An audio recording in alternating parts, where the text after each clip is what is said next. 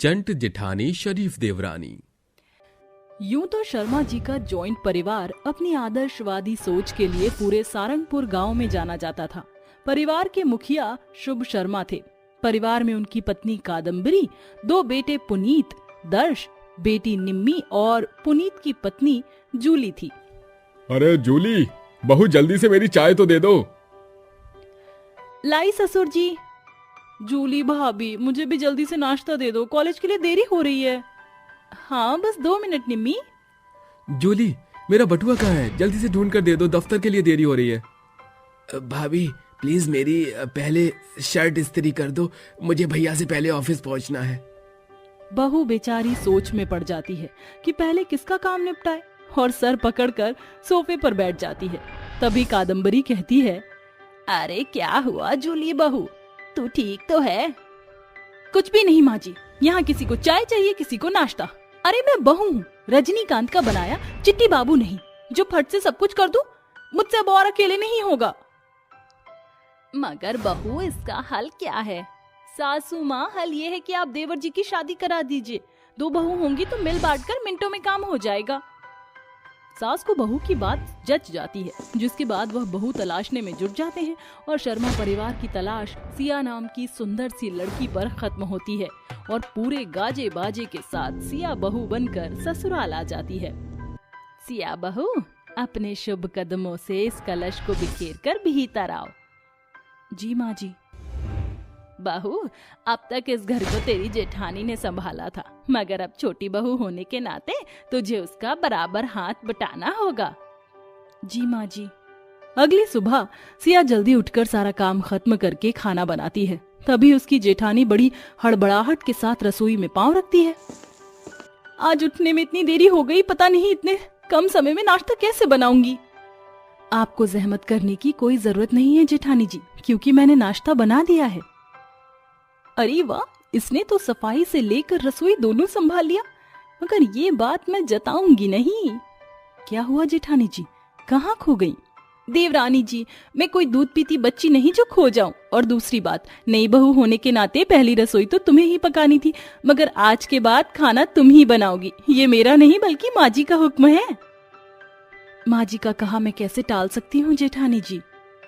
बेचारी शरीफ देवरानी अपनी चट चालाक जेठानी की चाल समझ नहीं पाती और रोजाना रसोई में खुद ही खाना पकाती। ये देखकर कादम्बरी एक दिन जूली से कहती है, क्या बात है जूली बहू, मैं देख रही हूँ पिछले 15 दिन से तेरी देवरानी दिन भर अकेले ही सारे घर में नाचती रहती है और तू एक तिनका भी नहीं उकसाती। ये सुनकर चंट जेठानी के चेहरे पर डर की चपत जकड़ जाती है और वह मन में कहती है, कहीं सासू माँ को मुझ पर शक तो नहीं हो गया?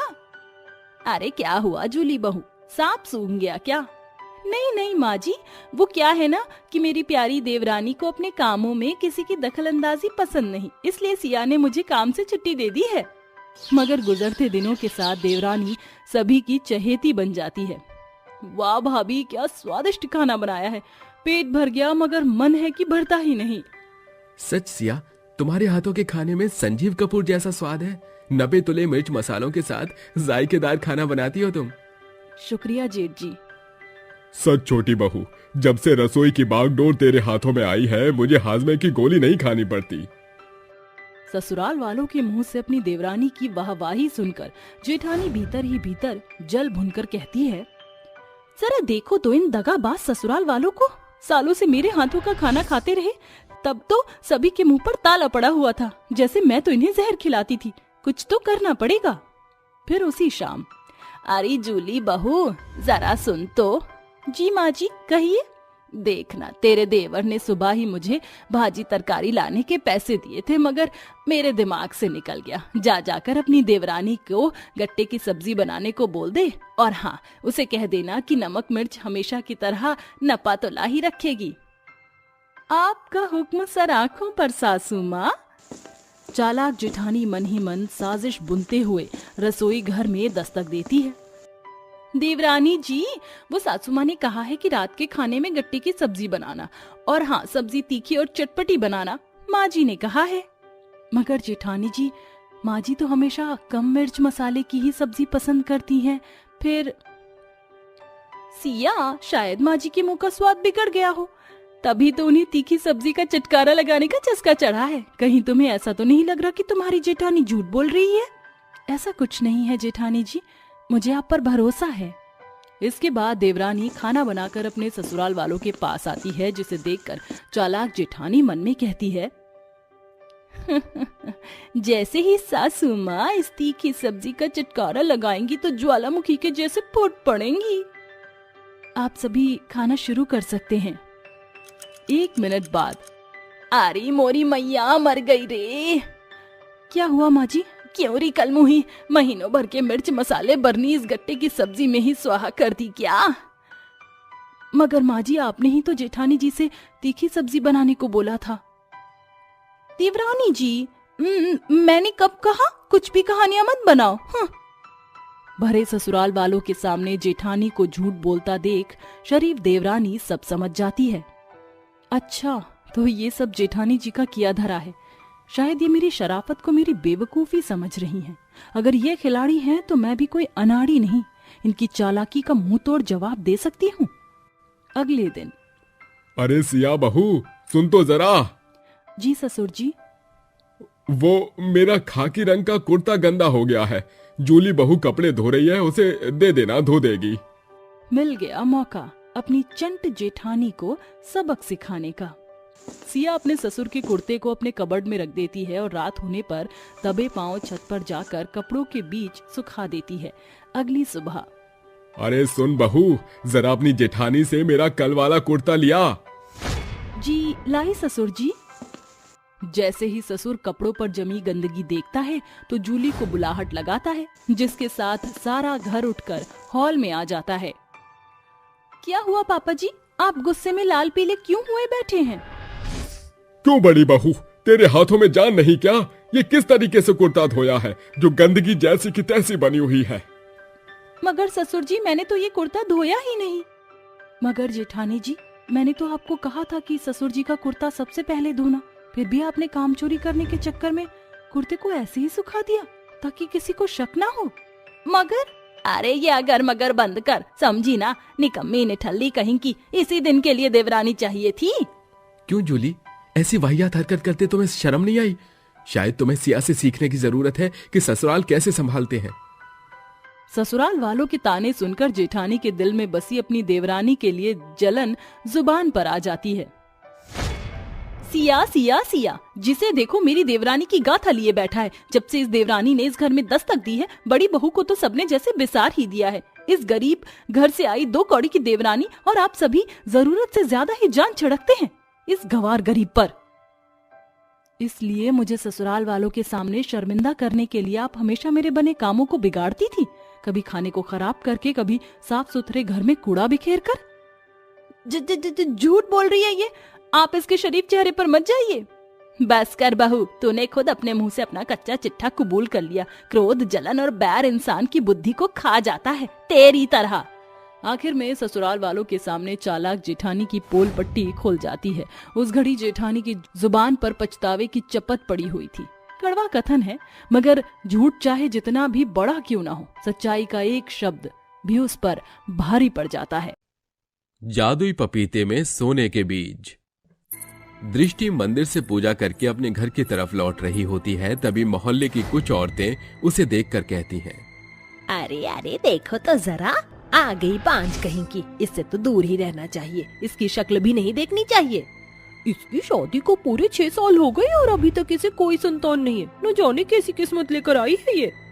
ऐसी औरतों को तो अपशगुन ही बोला जाता है। और तुम्हें पता है, अपशगुन वाले सारे काम तो इनके घर से ही हो रहे, क्योंकि इनके घर में एक पपीते का पेड़ है। मुझे तो लगता है उस पपीते के पेड़ की बुरी छाया इस बेचारी के ऊपर पड़ गई। दृष्टि ऐसा सुनते ही सावित्री के पास आती है और उससे कहती है, क्या कहा आपने? पपीते के पेड़ की बुरी छाया? मैं कुछ समझी नहीं। और सही तो कहती है, तुम्हें नहीं पता पपीते के पेड़ की पूरी छाया अगर किसी औरत के ऊपर पड़ गई तो वो कभी गर्भवती नहीं हो पाती। मुझे तो लगता है यही कारण है कि तुम लोग इतने गरीब और तुम्हें कोई संतान नहीं हुई।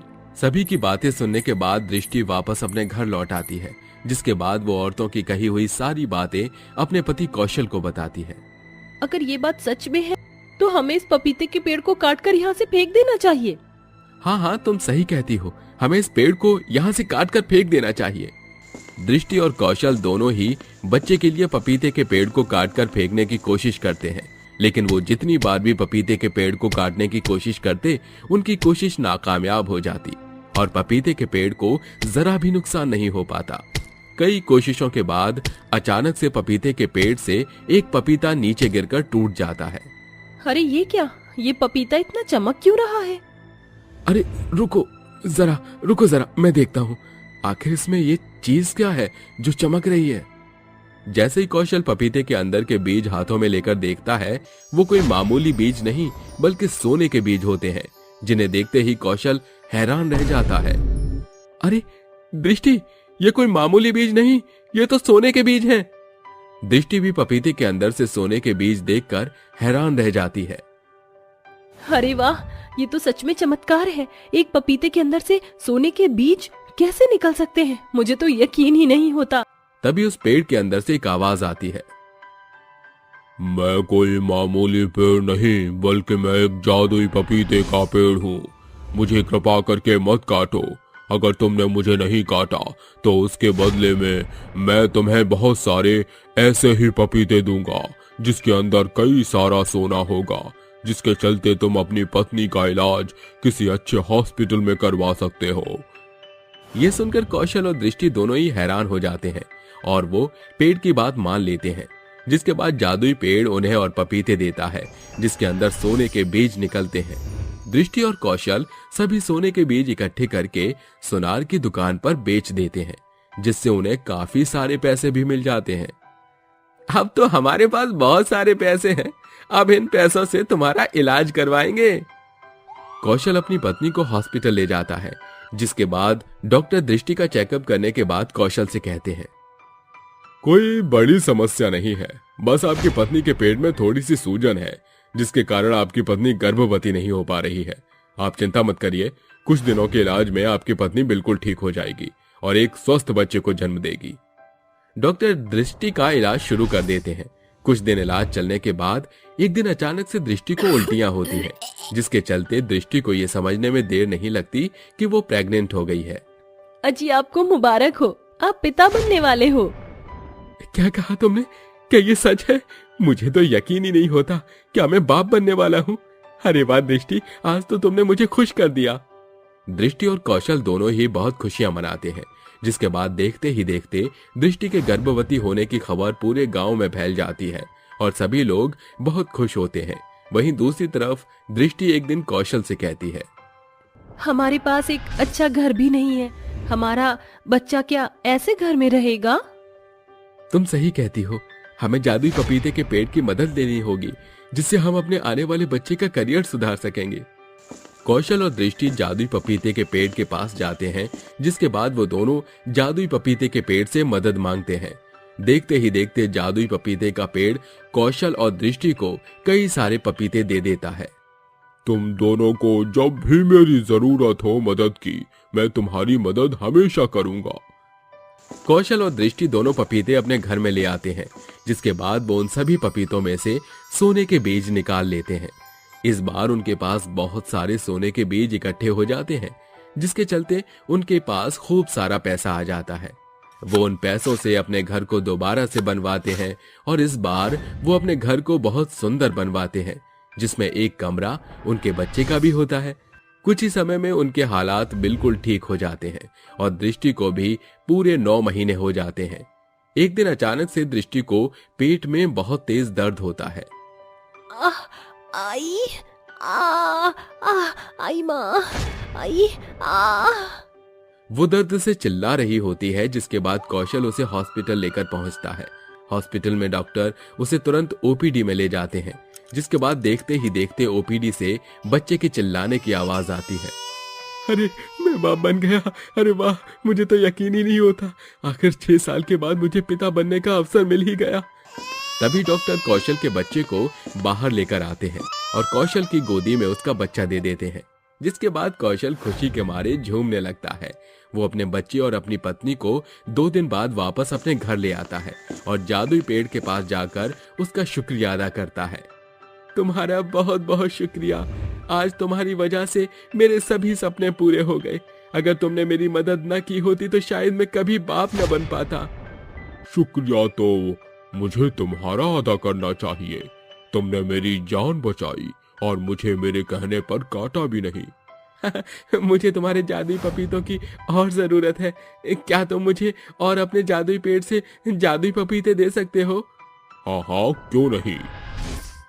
कौशल के इतना कहते ही जादुई पपीते का पेड़ कौशल को बहुत सारे जादुई पपीते दे देता है, जिसके बाद कौशल उन पपीतों को अपने घर में लेकर आता है और उनके अंदर से सोने के बीज निकाल लेता है, जिसके बाद वो उन सभी सोने के बीजों को ले जाकर सुनार की दुकान पर बेच देता है और उनसे मिले हुए पैसों से वो पूरे गांव में मिठाइयां बांटता है और बाकी के पैसों में खुद का एक काम शुरू करता है। दृष्टि, हम हमेशा जादुई पपीते के पेड़ से मदद नहीं ले सकते। हमें खुद का भी कुछ काम करना होगा और मेहनत करनी होगी ताकि हम अपने बच्चे के लिए खुद से कुछ कर सकें। अजी, आपने बहुत अच्छा सोचा है। मैं आपके साथ हूँ। हम दोनों मिलकर काम करेंगे और अपने बच्चे के लिए खूब सारा पैसा भी जोड़ेंगे। दृष्टि और कौशल दोनों मिलकर काम शुरू कर देते हैं, जिसके चलते वो अच्छा खासा कमाने लगते हैं और अपने बच्चे को अच्छी परवरिश देने लगते हैं।